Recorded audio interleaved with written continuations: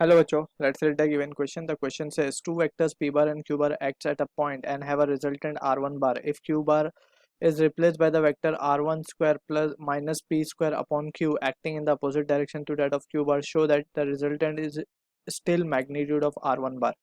So we need to understand if two vectors can be represented by side of a parallelogram. So the resultant magnitude is given by. So we can write as a key concept.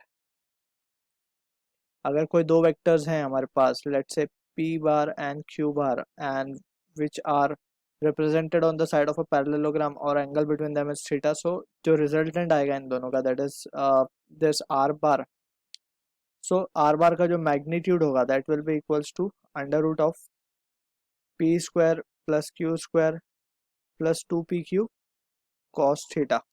ठीक है, so this is the magnitude of the resultant we can write by parallelogram law. अब इसी को use करते हुए will try to analyze the given question. So हमें question में बोला जा रहा है P bar Q bar act at a point and have a resultant R one bar. So मान लेते हैं ये पॉइंट है, यहाँ पे P one bar P bar इस डायरेक्शन में एक्ट कर रहा है एंड क्यू बार यहाँ पे एक्ट कर रहा है and the angle between them is theta. So हम यहाँ पे क्या लिख सकते हैं, resultant is given as R one bar. तो आर वन बार का जो मैग्नीट्यूड आएगा that can be written as under root of p square plus q square plus 2pq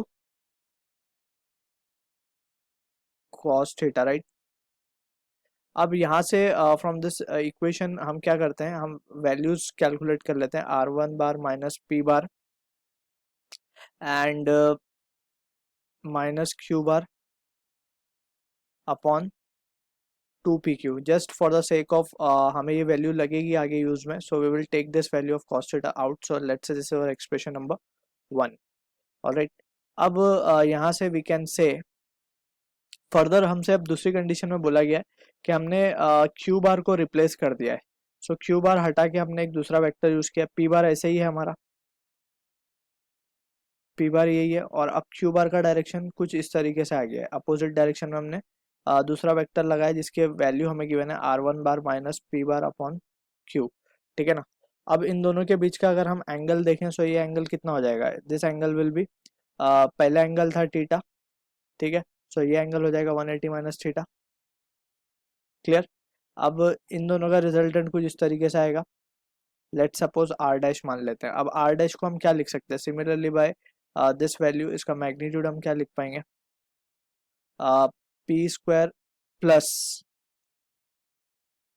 are one square minus P square upon Q का square cos of 180 minus theta will be minus cos theta. So यहाँ पे हम direct minus लिख रहे हैं and it will be 2pq. क्यू अब हमारे पास नया वेक्टर है that is R one bar minus P bar upon Q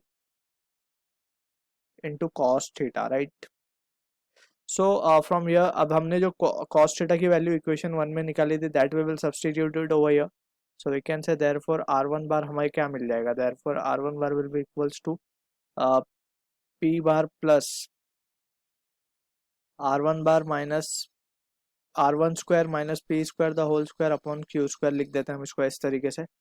minus of this can be written as 2p upon Q R one square minus P square.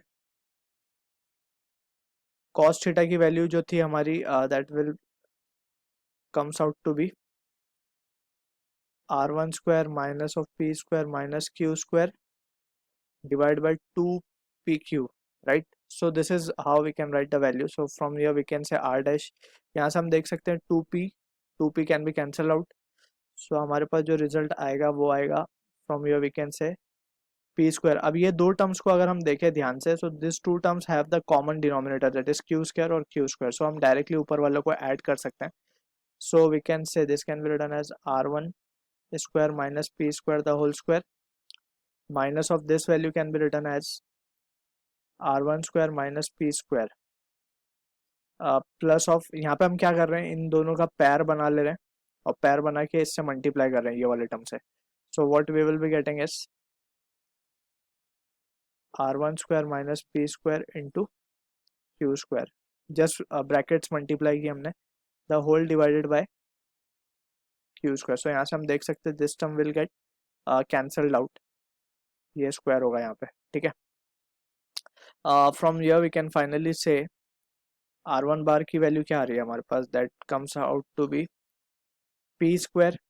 अब यहाँ पे जो बच रहा है प्लस डिनोमिनेटर में जो चीज़ हमारे पास बच रही है that is equals to R1 square minus P square, Q square तो कैंसिल ही हो जाएगा। तो यहाँ से जो फाइनली रिजल्ट आएगा हमारे पास R डैश का, that comes out to be R1। सो यहाँ पे हम देख सकते हैं कि वी हैव शोन, तो यहाँ पे हम लिख देंगे it is hence proved, right. So जो रिजल्टेंट नया था वो रिजल्टेंट हमें प्रीवियस रिजल्टेंट की तरह ही आ गया R1, right. So this is the answer to the question. I hope you understood the proof. Thank you.